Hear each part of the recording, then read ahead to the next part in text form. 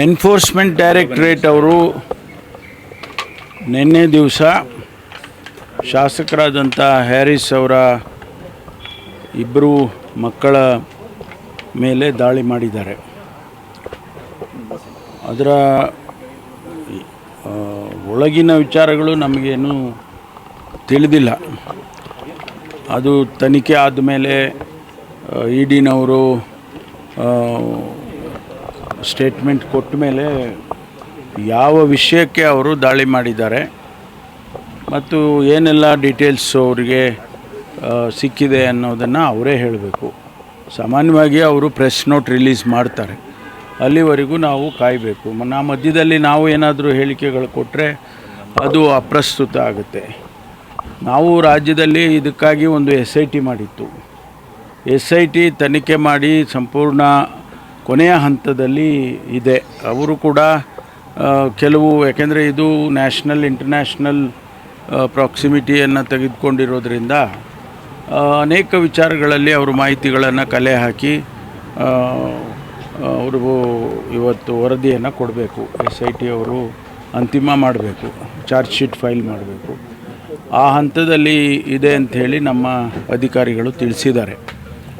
ಒಂದು ಕಡೆ SIT, ಇನ್ನೊಂದು ಕಡೆ ಈ ED, ಅದಕ್ಕೇನಾದರೂ ಕನೆಕ್ಟ್ ಇದ್ದರೆ ಅದನ್ನು ಅವರೇ ಹೇಳಬೇಕಾಗ್ತದೆ. ಯಾಕೆಂದರೆ ನಮಗೆ ಇನ್ನೂವರೆಗೆ ಅದರ ಬಗ್ಗೆ ಮಾಹಿತಿಗಳು ಇಲ್ಲ, ಯಾವುದೇ ರೀತಿಯ ಮಾಹಿತಿಗಳು ಇಲ್ಲ. ವಿಳಂಬ ಅಂತ ಹೇಳೋದಕ್ಕಿಂತ ಅವರು ತನಿಖೆ ಮಾಡಬೇಕಲ್ಲ. ತನಿಖೆಗೆ ಮಾಹಿತಿಗಳೆಲ್ಲ ಸಿಕ್ಕುವವರೆಗೂ ಅವರು ಅದನ್ನು ಮಾಡ್ತಾನೇ ಇರ್ತಾರೆ. ಅದರಲ್ಲಿ ಸ್ವಲ್ಪ ಮಟ್ಟಿಗೆ ವಿಳಂಬ ಆಗಿದೆ ಅಂತ ನಮಗೆ ಮೇಲ್ನೋಟಕ್ಕೆ ಅನಿಸ್ಬೋದು, ಆದರೆ ಅವ್ರಿಗೆ ಮಾಹಿತಿಗಳು ಸಿಗಬೇಕಲ್ಲ. ಅದು ಭಾಳ ಟೆಕ್ನಿಕಲ್ ಆದದ್ರಿಂದ ಅವರು ಸ್ವಲ್ಪ ಮಾಹಿತಿಗಳನ್ನು ಕಲೆ ಹಾಕೋದ್ರಲ್ಲಿ ಸ್ವಲ್ಪ ನಿಧಾನ ಆಗಿದೆ ಅಂತ ನನಗೂ ಅನಿಸುತ್ತೆ. ಆದ್ದರಿಂದ ಅದನ್ನು ಆದಷ್ಟು ಶೀಘ್ರವಾಗಿ ಮಾಡೋದಕ್ಕೆ ನಾವು ಈಗಾಗಲೇ ಸೂಚನೆ ಕೊಟ್ಟಿದ್ದೇವೆ. ಮುಖ್ಯಮಂತ್ರಿಗಳು ಹೇಳಿದ್ದಾರೆ, ನಾನು ಹೇಳಿದ್ದೀನಿ, ಆದಷ್ಟು ಬೇಗ ಮಾಡಬೇಕು ಮತ್ತು ಅಟ್ಲೀಸ್ಟ್ ಒಂದು ಇಂಟರಿಮ್ ಆಗಿ ಆದರೂ ಕೂಡ ಒಂದು ಇಂಟರಿಮ್ ಚಾರ್ಜ್ ಶೀಟ್ ಆದರೂ ಫೈಲ್ ಮಾಡಬೇಕು ಅಂತಕ್ಕಂಥ ಸೂಚನೆಯನ್ನು ನಾವು ಈಗಾಗಲೇ ಸುಮಾರು ದಿವಸಗಳ ಹಿಂದೆ ಕೊಟ್ಟಿದ್ವು. ಅದು ಈಗ ನೋಡಬೇಕು, ಅದಕ್ಕೂ ತನಿಖೆ ಹಂತದಲ್ಲಿ ಇಡಿ ಏನಾದರೂ ಮಾಹಿತಿ ಪಡ್ಕೊಂಡಿದ್ರೆ ಸರ್ ತಮ್ಮಿಂದ? ಅದು ಇಲಾಖೆಯಲ್ಲಿ ತೊಗೊಂಡಿದ್ರೆ ನಾನೇನು ಹೇಳೋಕ್ಕಾಗೋದಿಲ್ಲ. ಯಾಕೆಂದರೆ ಅವರಿಗೆ ಇರುತ್ತೆ, ಅದು ಎಲ್ಲೆಲ್ಲಿ ಅವರಿಗೆ ಮಾಹಿತಿ ಇದೇ ವಿಚಾರ ಆದರೆ ಅವ್ರ ಮಾಹಿತಿ ತೊಗೊಂಡಿರ್ಬೋದು. ಅಥವಾ ಈ ವಿಷಯದಲ್ಲಿ ಅಲ್ಲ ಬೇರೆ ವಿಷಯದಲ್ಲಿದೆ ಅಂತ ಹೇಳಿದರೆ ಅದು ಬೇರೆ ರೀತಿ ಆಗುತ್ತೆ. ಅದು ಅವರೇ ಹೇಳಬೇಕಲ್ಲ. ಇಡಿನವ್ರು ಹೇಳೋವರೆಗೂ ಇದಕ್ಕೆ ಮಾಡಿದ್ದಾರೆ ಅಂತ ನಾವು ಸ್ಪೆಸಿಫಿಕ್ ಆಗಿ ನಾವು ಹೇಳೋಕ್ಕೆ ಬರೋದಿಲ್ಲ. ಹ್ಯಾರಿಸ್ ಅವ್ರ ಮಕ್ಕಳಾಗಲಿ, ರೆಹಮತ್ ಖಾನ್ ಅವ್ರ ಮೊಮ್ಮಗ ಹಕೀಬ್ ಆಗಲಿ, ಇದು ಶೀಖಿ ಜೊತೆ ಪ್ರಭಾವಿಗಳ ಮಕ್ಕಳೇ ನೆಂಟಿ ಇಟ್ಕೊಂಡಿರುವಂಥದ್ದು ಆರ್ಥಿಕವಾಗಿ ಈ ವಿಷಯನೇ ನೀವು ಹೇಳ್ದಂಗೆ ಅದೇ ವಿಷಯ ಅಂತಾದರೆ ಅದೆಲ್ಲ ಹೊರಗಡೆ ಬರುತ್ತೆ. ಯಾರ್ಯಾರು ಕನೆಕ್ಟ್ ಇದ್ದರು, ಯಾರ್ಯಾರು ಸಂಪರ್ಕ ಇದ್ದರು, ಅವರ ಇನ್ವಾಲ್ವ್ಮೆಂಟ್ ಏನಿದೆ ಅದೆಲ್ಲ ಹೊರಗಡೆ ಬರುತ್ತೆ.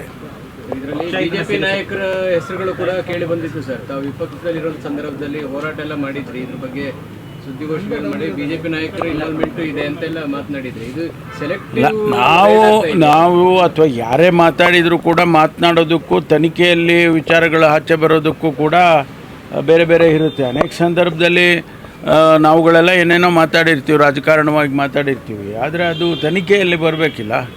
ತನಿಖೆಯಲ್ಲಿ ಒಂದು ವೇಳೆ BJP ನಾಯಕರದು ಅಥವಾ ಇನ್ಯಾರ್ದೋ ನಾಯಕರದು, ಕಾಂಗ್ರೆಸ್ನವ್ರದ್ದು, ಯಾರ್ದಾದ್ರೂ ಇರಲಿ, ಅದು ಆಚೆ ಬಂದಾಗ ಗೊತ್ತಾಗ್ತದೆ. ನಮ್ಮ ವಿಳಂಬ ಆಯ್ತು ಅಂತಾನೆ ಹೇಳ್ತಿದ್ದಾರೆ. BJP ಅವರು ಕೂಡ ಸವಾಲು ಹಾಕ್ತಿದ್ದಾರೆ, ಇಷ್ಟು ವರ್ಷ ಏನು ಮಾಡ್ತಿತ್ತು ಸರ್ಕಾರ? ಆಯಿತು, ಈಗ ಅವ್ರು ಹೇಳೋ ಪ್ರಕಾರ ED ದಾಳಿ ಮಾಡಿದೆ, EDಗೆ ಮಾಹಿತಿ ಸಿಕ್ಕುತ್ತಲ್ವಾ.